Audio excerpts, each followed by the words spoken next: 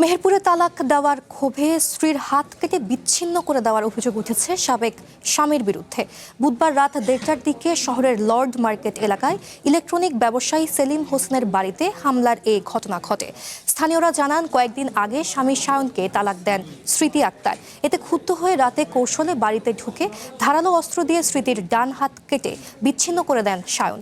এ সময় চিৎকার শুনে মেয়েকে বাঁচাতে এগিয়ে এলে তার বাবা সেলিম হোসেন ও মা রেবেকা খাতুনকেও কুপিয়ে জখম করা হয়। পরে গুরুতর আহত 3 জনকে মেহেরপুর জেনারেল হাসপাতালে নেওয়া হলে উন্নত চিকিৎসার জন্য তাদেরকে ঢাকায় স্থানান্তর করেন চিকিৎসকরা। এই ঘটনার পর মল্লিকপাড়া এলাকায় অভিযান চালিয়ে অভিযুক্ত সায়নকে আটক করেছে পুলিশ। প্রাথমিকভাবে ধারণা করা হচ্ছে সানজিদুর রহমান স্মৃতি এর সাথে সায়নের একটা 2 থেকে 3 বছর একটা প্রেমের সম্পর্ক ছিল। কিছুদিন পূর্বে তারা বিবাহ করে।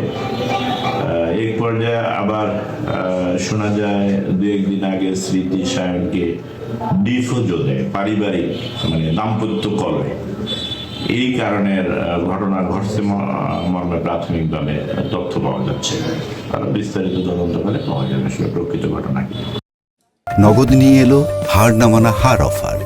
সর্বনিম্ন 10,000 টাকা রেমিটেন্স নগদে পাঠালে থাকছে স্বর্ণের হার জেতার সুযোগ।